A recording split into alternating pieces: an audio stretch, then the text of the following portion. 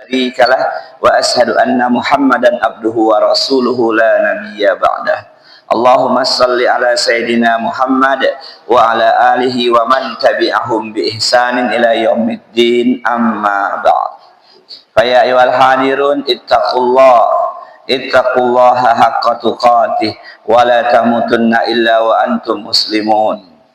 Jamaah rahimakumullah, alhamdulillah, bersyukur kepada Allah Subhanahu wa taala. Allah telah memudahkan kita untuk beribadah kepadanya. Semoga ibadah maghrib kita diterima dengan penerimaan terbaik di sisi Allah Subhanahu wa taala. Kita diajarkan Rasulullah tiap pagi itu minta kepada Allah supaya amal-amal kita Allah terima. Allahumma inni as'aluka ilman nafi'an wa rizqan thayyiban wa amalan mutaqabbala. Minta rezeki ilmu yang bermanfaat, minta rezeki yang halal, kemudian minta supaya amal-amal yang kita laksanakan diterima oleh Allah. Itu doa yang Nabi ajarkan kepada kita tiap pagi, itu dibacakan doa itu. Kemudian salawat dan salam semoga senantiasa Allah limpahkan kepada uswatun hasanah kita Nabi Muhammad sallallahu alaihi wasallam, kepada keluarganya, sahabatnya dan pengikutnya dari awal hingga akhir zaman. Allahumma amin. Jamaah rahimakumullah, malam ini kita pertemuan perdana di tahun 2026. Betul ya? Waktu itu saya sudah janji mau ke sini, tiba-tiba ada yang minta tolong untuk melamarkan bujangnya kepada anak gadis di Bombay.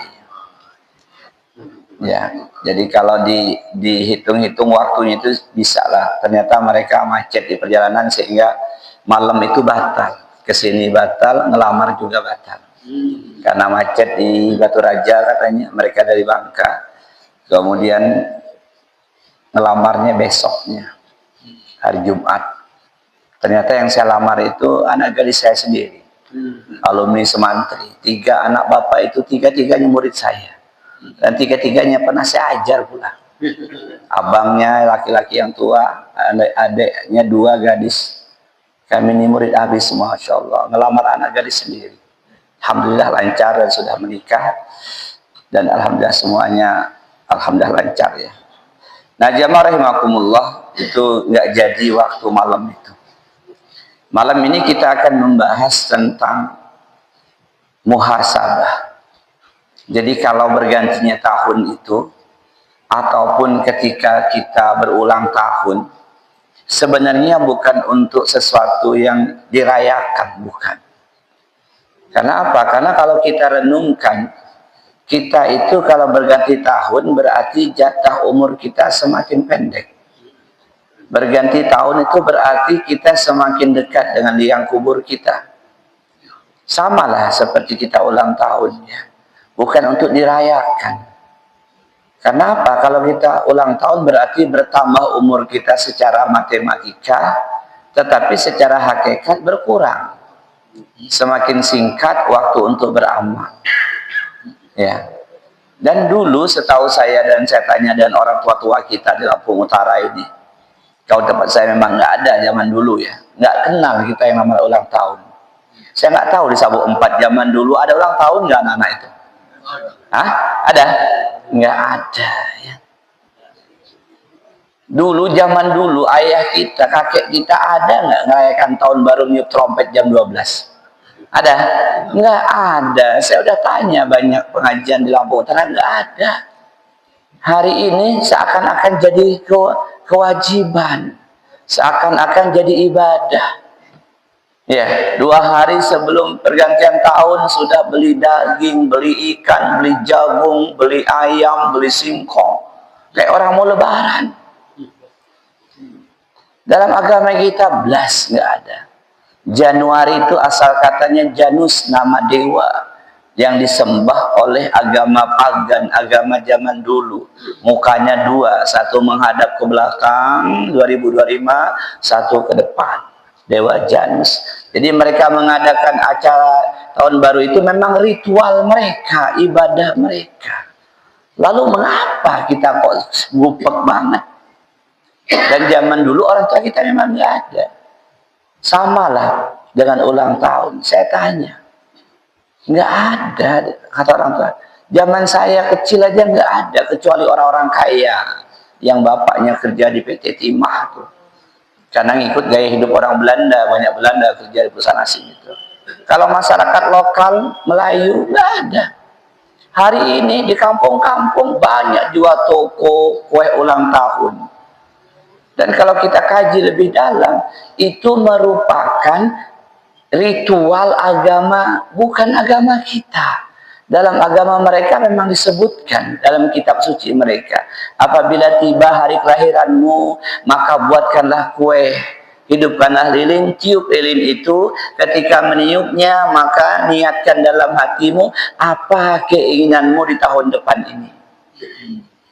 Itu ritual, jadi kita nggak usah ikut-ikutan. Jangan kalah sama anak kita. Ini perkaranya, atuknya, kakeknya, unggangnya, akasnya, mbahnya nggak pernah ulang tahun. Cucunya datang tiba-tiba pulang kampung kuliah merayakan ulang tahun kakeknya. Kakeknya sudah 70 tahun. Niuplah lilin 70 biji. Habis napasnya. Inna lillahi wa inna ilaihi raji'un. Ada yang bilang, Ustaz, gimana itu kehendak anak-anak? Lo ente kan kepala rumah tangganya. Kullukum ra'in wa kullukum mas'ulun an ra'iyatihi. Ente jawab, bilang jangan ada acara gitu di sini. Selama atuk ini masih hidup nggak ada acara itu. Harus tegas. Kenapa? Kalau kita kaji, dia ritual agama lain. Kenapa kita amalkan? Itu bicara tentang sejarahnya. Belum lagi kalau kita kaji dari hadisnya. Man tasabbaha biqaumin fahuwa minhum. Barang siapa menyerupai suatu kaum, dia bagian dari kaum itu. Kan lebih mengerikan lagi. Walaupun penjelasannya hadisnya panjang, tapi singkatnya begitu.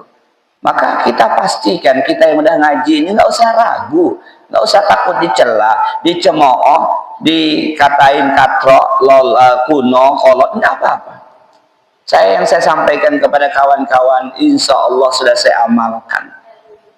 Kita nggak kenal ulang tahun, nggak kenal namanya perayaan tahun baru, nggak ada. Karena itu berasal dari agama di luar kita. Sementara yang harusnya kita lakukan ketika terjadi pergantian tahun, ulang tahun itu lebih kepada muhasabah, merenung, memikirkan, mengevaluasi, ngoreksi, mengaudit diri kita. Walaupun hal muhasabah ini bukan nunggu setahun, tapi tiap hari. Dalilnya mana? Al-Hasyr ayat 18. Ya ayyuhallazina amanu taqullah wal tanzur nafsum ma qaddamat lighad wattaqullah innallaha khabirum bima ta'malun. Ini ayat populer, sering imam baca ya. Al-Hasyr ini sering dibaca imam. Wahai orang-orang yang beriman, bertakwalah kepada Allah, dan hendaklah setiap diri memperhatikan, menghitung, mengoreksi, menyiapkan, membekali apa yang telah disiapkan untuk hari esok, yakni hari akhirat. Nah, sambungan ayat ini, wattaqullah, diulang lagi, bertakwalah kepada Allah, innallaha khabirum bima ta'malun, sesungguhnya Allah maha mengetahui apa-apa yang kamu kerjakan. Ini ayat istimewa kata ulama Quran. Kenapa? Satu ayat dua kali perintah takwa. Ya ayyuhallazina amanu taqullah wal tanzur nafsum ma qaddamat lighad wattaqullah. Diulang lagi. Di antara tafsirnya, kata ulama Quran, mengapa Allah menyebutkan perintah takwa dua kali pada satu ayat yang sama? Maksudnya, maknanya, tafsirnya, tidak mungkin kita bisa meningkatkan takwa kita kecuali kalau kita sering bermuhasabah,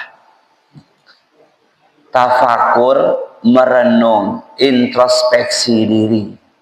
apa yang telah kita siapkan, bekal apa yang telah kita kumpulkan untuk negeri keabadian. Jadi kita nggak bisa meningkatkan kualitas takwa kita kecuali kita sering bermuhasabah. Kapan mulainya? Mulainya itu siap hari menjelang tidur kita. Jadi 2-3 menit menjelang tidur, duduk di tepi ranjang itu, tafakur, menghitung, mengoreksi, mengevaluasi apa yang telah kita perbuat hari itu sejak bangun tidur sampai tidur lagi. Alhamdulillah, tadi pagi bangun sholat subuh ke masjid, alhamdulillah. Alhamdulillah ke kebun, ke ladang, begawe habis itu. Sampai jam 11. Pulangnya di jalan ketemu yang bahenol. Ngelirik juga, astagfirullah ya Allah. Ketemu juga kejahatannya, muka dosanya. Apa? Melirik yang lewat tadi. Nggak mampu menjaga pandangannya. Ghadul basar. Padahal Allah perintahkan jelas. Ya. Kullil mu'minina yaghuddu min absarihim wa yahfazu furujahum. Kata Allah, katakan kepada laki-laki beriman, hendaklah mereka menjaga pandangan mereka dari apa yang Allah haramkan supaya dan menjaga kemaluan mereka. Nah, tadi apa boleh buat karena di jalan. Kalau hanya sekilas halal. Tapi kalau sekilas matanya tetap melotot, ya haram ujungnya. Nah, jadi direnungkan apa yang kita perbuat sejak bangun tidur sampai tidur lagi dihitung. Oh, karena tidak ada jaminan besok itu masih bisa bangun. Kalaupun masih bangun dengan modal muhasabah tadi malam, besok berusaha untuk lebih baik. Nah, itulah makna dari dua perintah takwa dalam satu ayat. Artinya kita tidak bisa meningkatkan kualitas takwa kita kecuali dengan kita sering muhasabah, merenung, tafakur, berhitung-hitung amal baik dan amal buruk kita. Nah, jamaah rahimakumullah, ketika terjadi pergantian tahun 2025-2026, pada hakikatnya tadi saya katakan semakin dekat kita dengan kematian kita. Kata Allah, iqtaraba lin-nasi hisabuhum wa hum fi ghaflatin mu'ridun. Al-Anbiya ayat 1. Telah semakin dekat kepada manusia hari perhitungan amalnya. Jadi kalau kita ini berganti tahun, berarti umur kita semakin pendek, hari perhitungan amal semakin dekat. Karena beramal ini kan nggak lama, hanya sampai hari kematian saja. Nggak ada orang yang dikubur itu malam-malam bangun lalu sholat tahajud, di sini nggak ada. Telah semakin dekat kepada manusia hari perhitungan amalnya. Tapi sayangnya kata Allah, wahum fi ghaflatin mu'ridun, sementara manusia itu dalam keadaan lalai, bahkan mengabaikannya, mengingkarinya. Ganti tahun semakin dekat dengan liang lahat, bukannya untuk direnungkan, malah dijadikan acara gembira ria. Joget-joget, niup trompet, bakar mercon, hidupkan kembang api, ya, bakar jagung, bakar singkong, bakar ayam tetangga. Udah dibayar tadi ya. Nah, jamaah rahimakumullah, artinya semakin dekat, semakin dekat. Maka diperintahkan sebelum tiba hari putusnya beramal, nggak bisa lagi, hitung-hitung dululah. Kalau dalam urusan dunia, kantor, perusahaan itu ada namanya audit tiap tahun. Diaudit. Jadi ketahuan, diaudit. Berapa laba, berapa rugi, ada penyelewengan nggak di pabrik, di kantor, itu diaudit. Nah, diaudit setiap setahun sekali. Kalau kita auditnya tiap hari sekali, menjelang tidur tadi, supaya kita tahu, oh hari ini alhamdulillah kebaikannya lebih banyak dari keburukan, dan terus menerus memperbaiki diri sampai tiba waktunya nanti pulang kepada Allah dalam keadaan yang terbaik. Alhamdulillah pada hari kematian satu dosa pun nggak kita lakukan. Itu yang paling keren ya. Sehingga nanti dipanggilnya dengan panggilan mesra. Ya ayyatuhan nafsul mutmainnah. Wahai jiwa yang tenang. Udah mantep dia. Nggak galau lagi. Irji'i ila rabbiki radiyatan mardiyah. Pulanglah kepada Allah. Kalau hadisnya ayyatuhan nafsut thayyibah ukhruji ila maghfiratan minallahi wa ridwana. Wahai jiwa yang baik, keluarlah roh dari jasad ini menuju kemana? Kepada ampunan dan keridhaan Allah. Nah, jamaah rahimakumullah, Umar bin Khattab berkata, yuhasabu anfusakum qabla an tuhasabu. Hisablah diri kalian sebelum kalian nanti dihisab oleh Allah. Jadi kita ini jamaah diperintahkan untuk mengaudit diri kita. Jadi jangan kita ngurusin orang lain. Kecuali orang yang di bawah tanggung jawab kita, anak istri kita. Kalau kita sibuk ngopenin orang lain, si fulan begitu, si fulan begitu, si fulan begitu, lupa pada aib sendiri. Kalau kata pepatah lama itu, semut di seberang lautan tampak, gajah di pelupuk mata nggak tampak. Maka perintahnya audit kepada diri kita. Jamaah rahimakumullah. Nah, selanjutnya apa yang perlu kita audit dari diri kita? Yang paling atas kata para guru kita, yang kita harus evaluasi adalah ibadah hati kita, amalan batin kita. Kenapa? Karena amalan batin ini menentukan apakah amal badan kita diterima atau tidak oleh Allah. Nah, amalan batin, ibadah hati yang tertinggi adalah niat. Niat itu letaknya dalam hati. Wan niyatu mahalluhal qalbu bittifaqil ulama. Fa inna wa bil qalbi falam yatakal bilisani ajza'an yatu bittifaqihim. Niat itu letaknya di hati. Apabila seseorang sudah berniat dalam hatinya, maka ibadahnya sudah sah walaupun nggak dilafazkan dengan lisannya. Kita kumpul ngaji begini ini pasti ada niat yang terbersit di hati kita. Nggak mungkin nggak ada. Walaupun terkadang kita sendiri nggak tahu aslinya niat sini apa sih.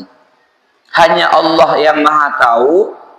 Innallaha alimum bizatis sudur. Yang tahu di hati kita hanya Allah. Murni nggak niat kita datang ke pengajian. Nah, jamaah rahimakumullah. Jadi ibadah pertama yang kita nilai, kita evaluasi dari diri kita masing-masing adalah ibadah hati. Ibadah hati itu banyak. Syukur, sabar, tawakal, qanaah, itu ibadah hati. Khauf, roja, itu ibadah hati. Istiqomah, itu ibadah hati. Mahabbah, itu ibadah hati. Tapi yang tertinggi itu adalah niat. Seluruh amal badan kita akan ada pahalanya untuk kebaikan akhirat kalau niatnya murni karena Allah.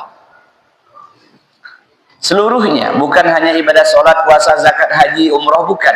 Seluruh keamal baik kita ada pahalanya untuk kebaikan akhirat kalau niat yang terbersit di hati kita betul-betul karena Allah, tidak ada sedikit pun niat yang lain, niatnya tidak bercabang. Innamal a'malu binniyat wa innamal likulli imri'in ma nawa. Sesungguhnya setiap amal, kata Nabi, pasti ada niatnya. Dan Allah memberikan balasannya, pahalanya, ganjarannya sesuai dengan apa yang kita niatkan. Kita sholat insya Allah lah karena Allah. Nah, tapi ada amal-amal baik lain yang perlu kita koreksi, apakah sudah betul-betul karena Allah atau karena ingin mencari ridho manusia, atau karena ingin menjadi terkenal viral, atau karena ingin mendapat sanjungan pujian dari manusia, kita ambillah sedekah. Kalau kita mendengar kata sedekah jamaah, jangan hanya berpikir materi, uang, makanan, pakaian, bukan hanya itu. Udah kita bahas. Kullu ma'rufin sedekah. Tiap-tiap kebaikan sedekah. Buang gangguan di jalan orang lewat sedekah. Nyiram orang kencing nggak disiram sedekah. Nggak usah ngoceh. Siapa kencing ini? Ya, saya bilang tuh sering. Di mana-mana tuh berhenti, stop, ngapain? Tinggal ambil air, ciduk, antum sudah bersedekah. Yang pahalanya tergantung keikhlasan. Tapi antum siram sambil ngoceh kemana-mana, capek dapat pahala makko. Nah ini belajar, inilah gunanya kita duduk di majelis ilmu jamaah, supaya paham nanti nggak lagi ngapain. Nggak usah cerita-cerita, tadi kurang ajar tos siapa, nah penting. Kalau semua sudah melakukan seperti itu, tidak ada lagi omongan-omongan yang wow, kita ini ya kerjaannya cuma nyiram kencing orang aja, nggak ada lagi. Jadi kita ini terkadang meyakini pahala itu hanya sholat malam, baca Quran, ngasih orang duit. Padahal membuang kotoran di jalan pahala, nyingkirkan duri jalan pahala, kita ke kebun ada pohon tumbang kita pahalanya jangan-jangan lebih besar daripada pahala sholat malam kita. Kenapa? Karena menyangkut orang lain. Ya, udah kita bahas kan itu. Menyangkut kepada orang banyak, beda urusan pribadi. Nah, jamaah rahimakumullah. Sedekah ini seluruh kebaikan namanya sedekah. Kalau kita salah niat, maka tentu nggak ada pahala sedikit pun. Kata Rasulullah, "Innallaha la yaqbalu minal amali illa ma kana lahu khalisan wa bihi wajhuh." Sesungguhnya Allah tidak menerima semua jenis amal apapun dari hambanya kecuali amal itu ikhlas karena Allah. Dan tujuannya berharap menatap wajah Allah di surga.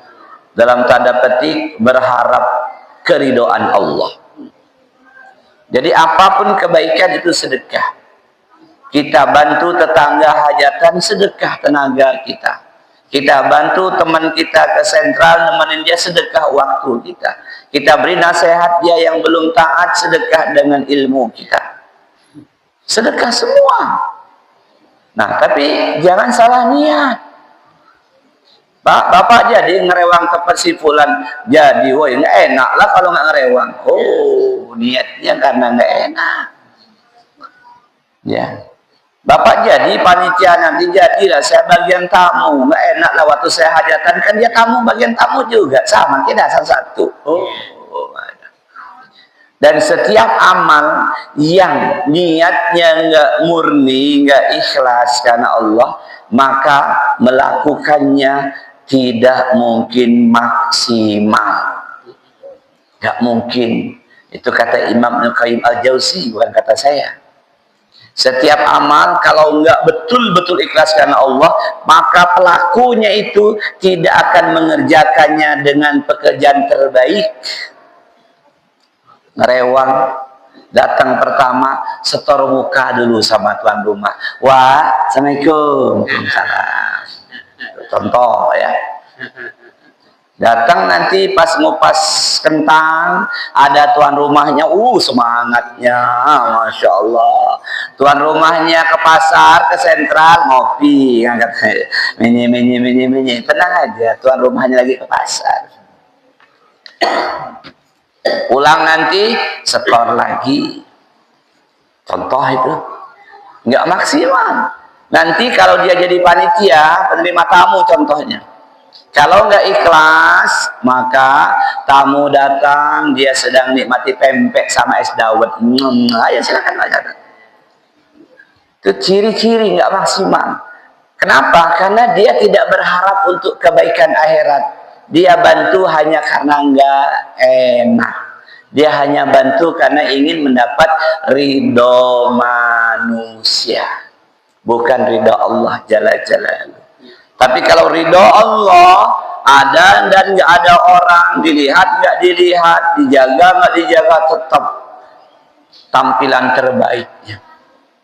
Contohlah, ya, misal ada yang meninggal, ada yang pertama datang itu setor Mekah dulu sama ahli musibah, biar tahu kalau saya datang.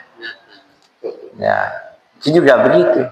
Nanti banyak cecak ngaturnya, padahal ya cuma cari kesibukan aja. Giliran orang duduk semua duduk juga deh.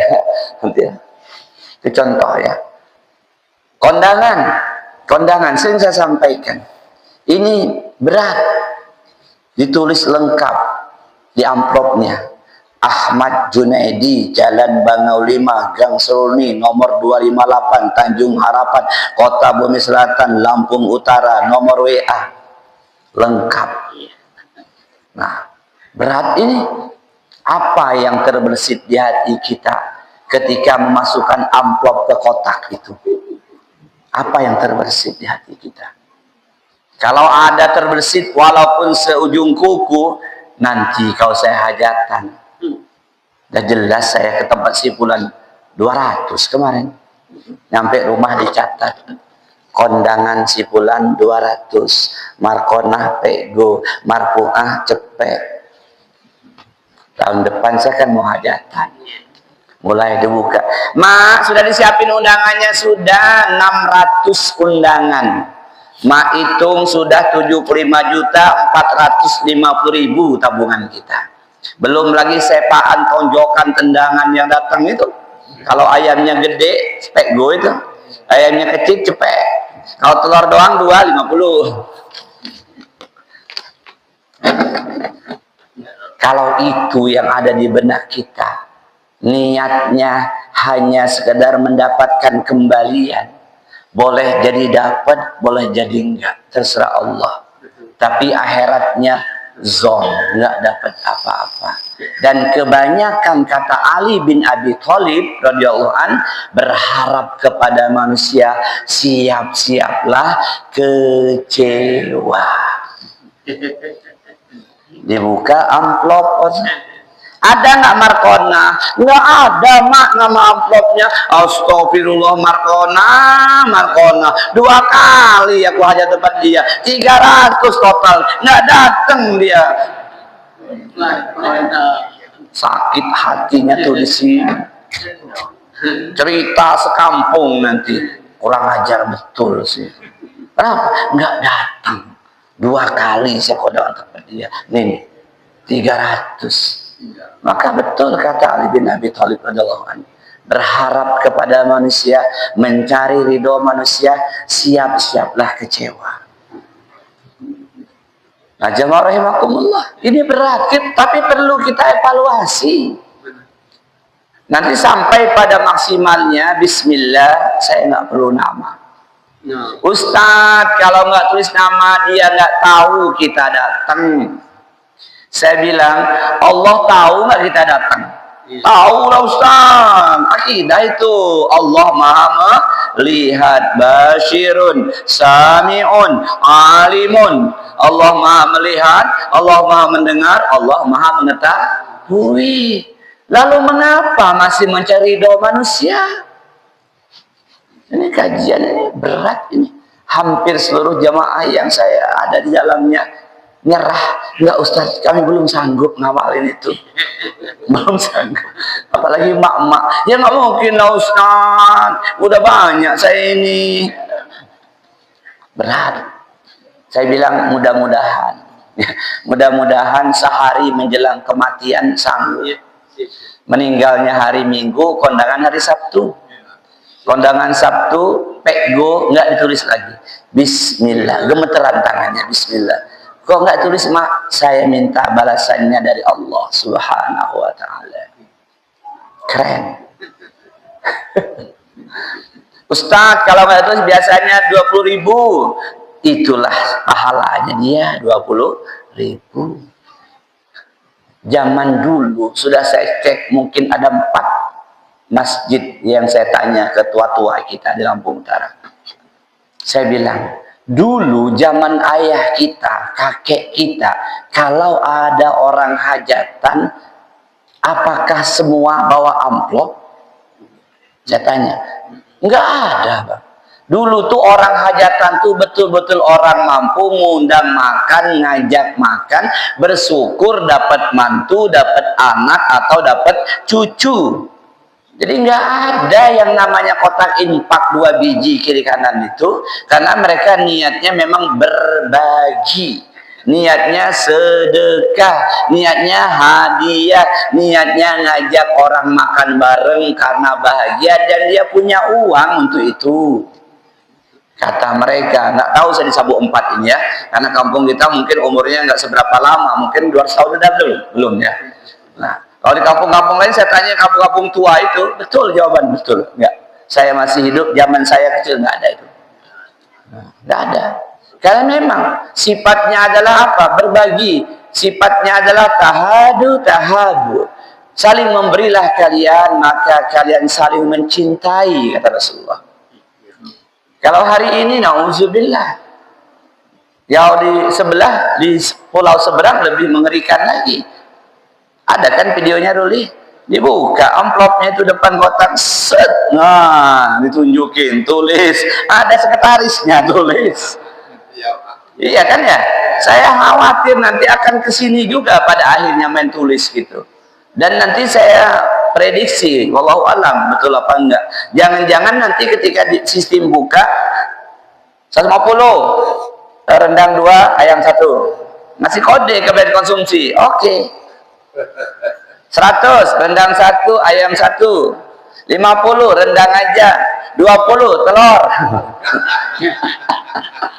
Boleh jadi sudah kayak orang jual beli, seperti orang makan di warung. Boleh jadi ke depan kalau nggak kita hentikan.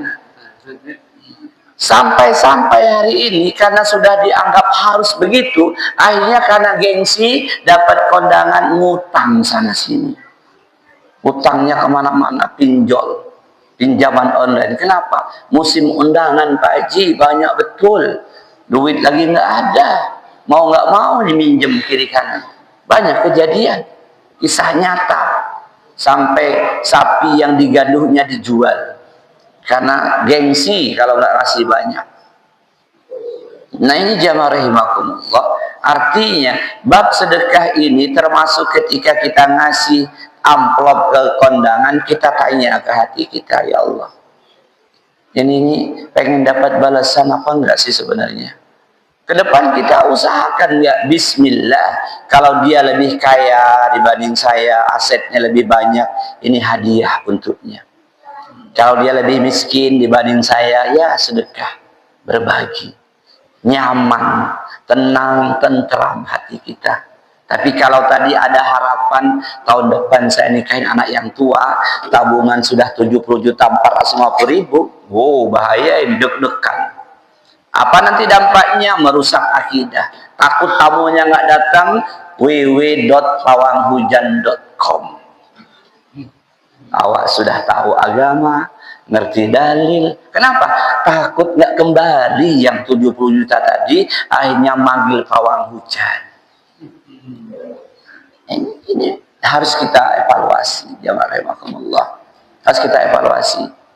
Artinya kita berusaha ke depan, kalau kita ada seberapa adanya. Bukan pula kita pelit medit kedekut. Enggak, saya adanya lagi banyak ya banyak, adanya sedikit-sedikit. Nah, itu yang harus kita lakukan.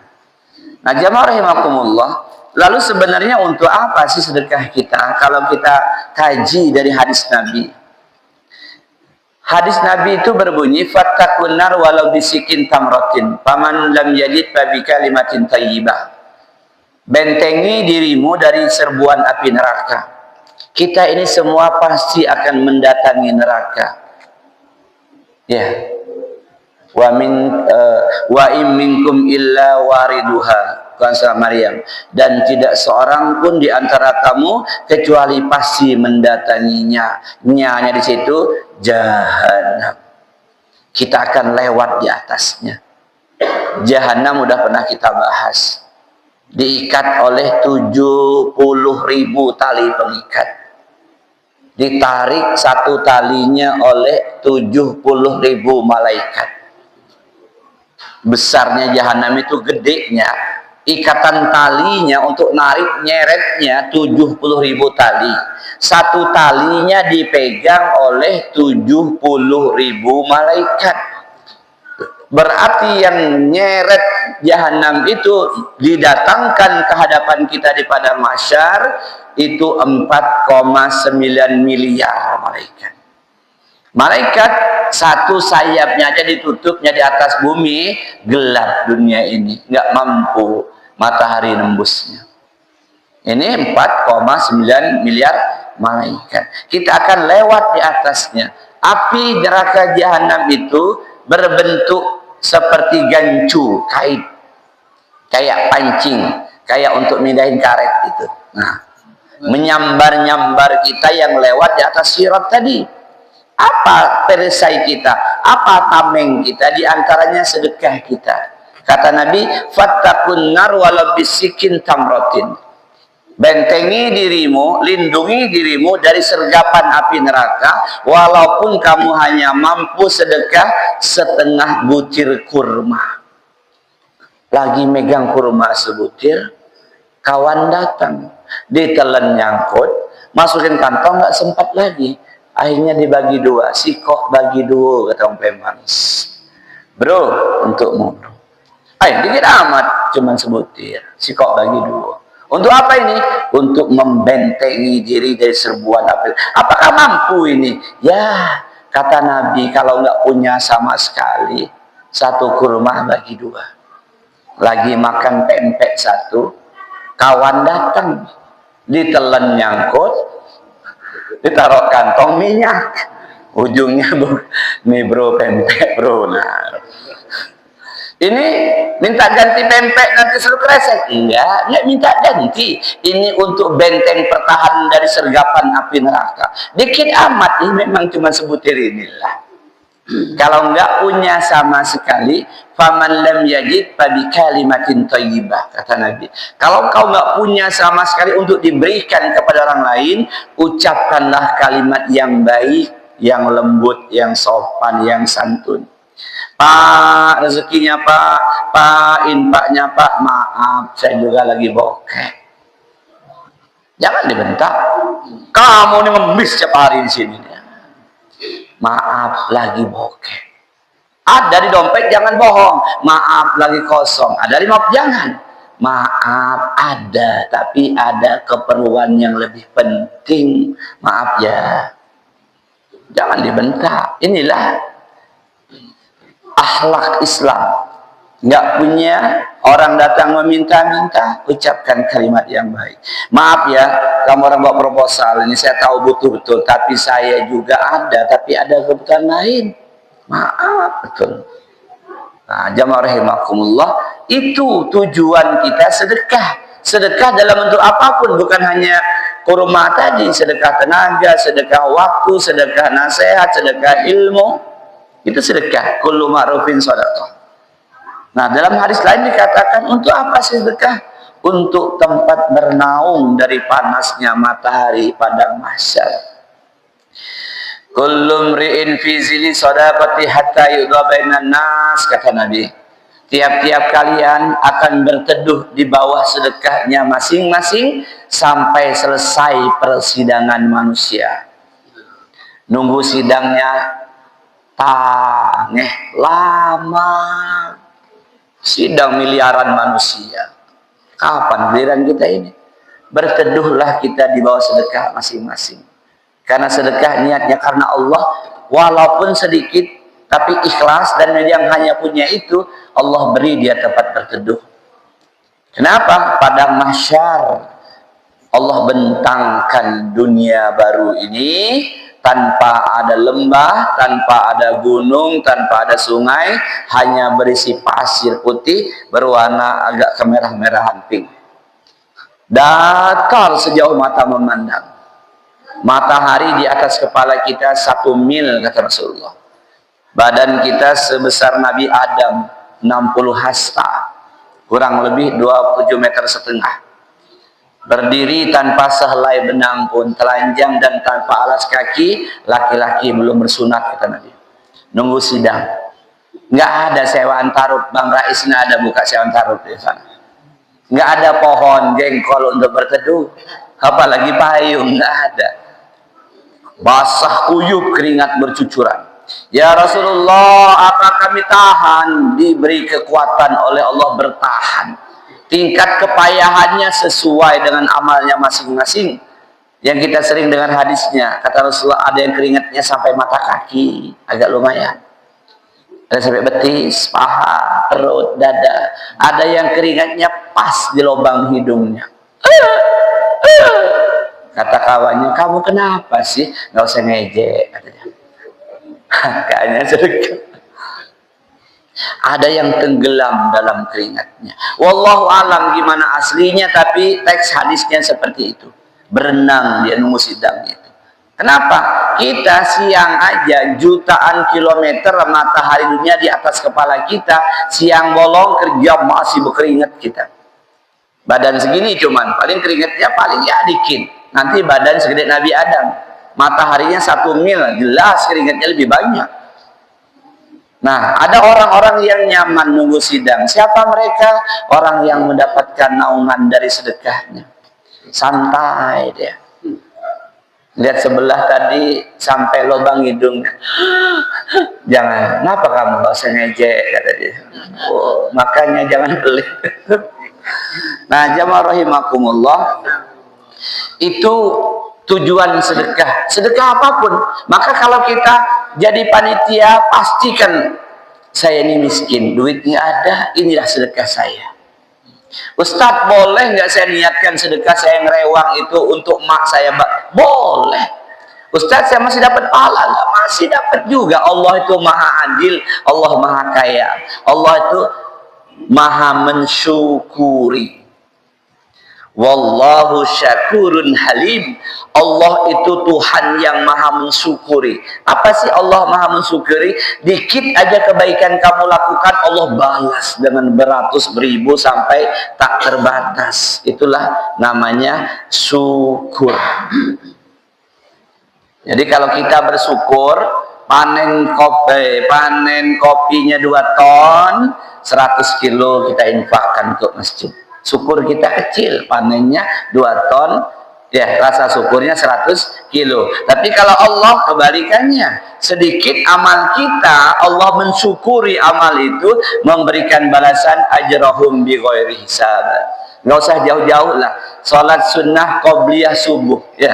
Rakaatul fajri khairum minad dunya wa ma fiha.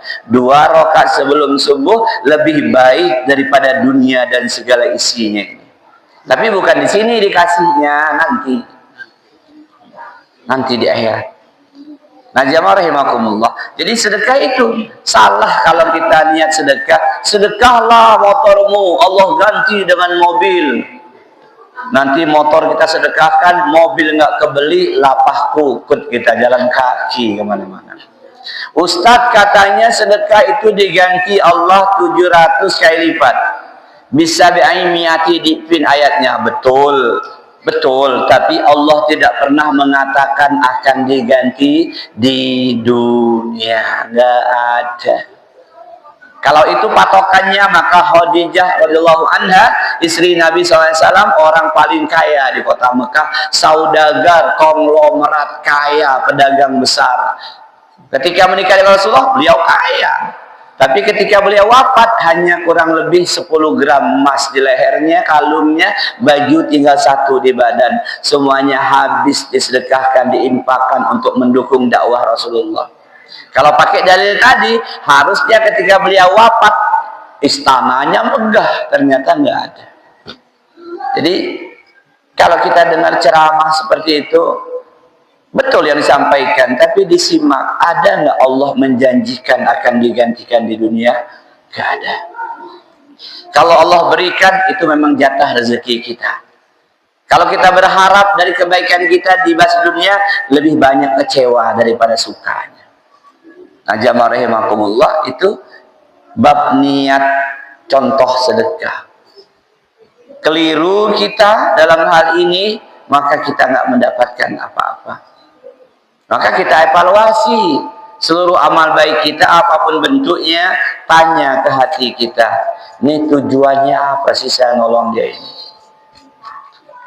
Nah, jamaah rahimakumullah, dulu para sahabat Nabi SAW, saking mereka mampu menjaga niat dalam setiap amal baiknya, ketika dulu mereka sering ngasih makan orang miskin, ngasih makan para tawanan perang, ngasih makan para budak. Allah menjelaskan bagaimana hebatnya orang-orang terdahulu untuk contoh bagi kita. Kata Allah, innama nut'imukum liwajhillah la nuridu minkum jazaa'an wala syukura. Al-Insan ayat 9. Apa kata Allah menjelaskan orang-orang dahulu? Sesungguhnya kami memberi kalian makan ini bukan untuk mendapatkan balasan dari kalian. Kami lakukan ngasih makan minum kalian ini, kami ingin mendapatkan keridhaan Allah, liwajhillah, dalam tanda petik menatap wajah Allah, wajhillah di surga nanti. Kami enggak mengharapkan balasan dari kalian sama sekali, jazaa'a wala syukura, dan kami tidak mengharapkan ucapan terima kasih. Nah, ini jamaah, alangkah hebatnya ayat ini memberikan pelajaran kepada kita. Kalau kita ngebantu orang lalu dia nggak ngebales apapun, jangan kita komentari, ya Allah boro-boro ngebales makasih aja, enggak. Itu kalimat itu masih sering kita dengar, masih sering. Nah, mulai kita sekarang udah ngaji, kita evaluasi, nggak penting ucapan terima kasih. Saya hanya pengen mengharapkan keridhaan Allah, bukan ridho manusia. Ketika anak-anak kita boleh jadi mereka nggak berbakti sama kita, udah sukses kaya raya, tapi bantuan kepada kita nggak seimbang, nggak perlu kita komentari. Merawat, mendidik, membiayai anak kita, pastikan niat karena Allah untuk kebaikan akhirat kita. Adapun dia durhaka, dosa dia kepada Allah. Jangan kita hanguskan pahala mendidik anak kita hanya gara-gara dunia. Jazaa'an wala syukura. Nah, ayah tidak mengharapkan balasan darimu, tidak juga ucapan terima kasih, tapi nggak usah diucapkan, kita paham, nggak usah. Woi, anak bapak ini nggak tahu terima kasih, jangan ngomong begitu. Kamu termasuk orang yang membisikkan keburukan, nanti hati saya sakit, nanti keluar lisan saya. Nah, jamaah rahimakumullah, artinya bukan hanya sekedar kepada orang lain, kepada anak kita, kepada ponakan kita, yang ikut kita, yang kita nafkahi, kita biayai, lalu dia nggak membalas kebaikan-kebaikan kita. Tadi ingat Al-Insan ayat 9 tadi. Ketika kita punya, memang mampu kita ngadakan hajatan, tulis di undangannya itu, mohon maaf tidak menerima cindera mata, hadiah, baik uang maupun benda. Kan keren banget. Memang saya ngajak kamu orang nih memberi makan hari ini untuk mengharapkan pertemuan dengan Allah. Di kota bumi sudah ada 2-3 orang begitu. Saya baca di undangannya itu, mohon maaf kami tidak menerima cindera mata, bingkisan dalam bentuk apapun. Saya bilang keren, keren. Ya, jangan sampai nanti kebalik. Pas mau hajatan mulai dihitung. Alhamdulillah tabungan 720 orang. Ini nanti kalau nggak datang awas ini. Nah, demikian jamaah rahimakumullah, baru satu yang kita kaji. Ya, muhasabah dalam hal niat yang ada di hati kita. Mulai besok pastikan seluruh kebaikan niat karena Allah, tujuannya untuk keselamatan akhirat kita, untuk pertemuan dengan Allah Jalla Jalaluhu. Siap insyaallah ya. Nah, tugas dai itu menyampaikan dari dari mulut ke kuping. Ini kata jamaah tabligh. Tugas kami ini menyampaikan dari mulut kami ke kuping antum. dari kuping ke hati, menggerakkan antum, itu wewenang Allah Jalla Jalaluh. Kita tutup dengan kafaratul majlis. Subhanakallahumma wa bihamdika asyhadu an la ilaha illa anta astaghfiruka wa atubu ilaik. Lebih kurang mohon maaf. Wassalamualaikum warahmatullahi wabarakatuh.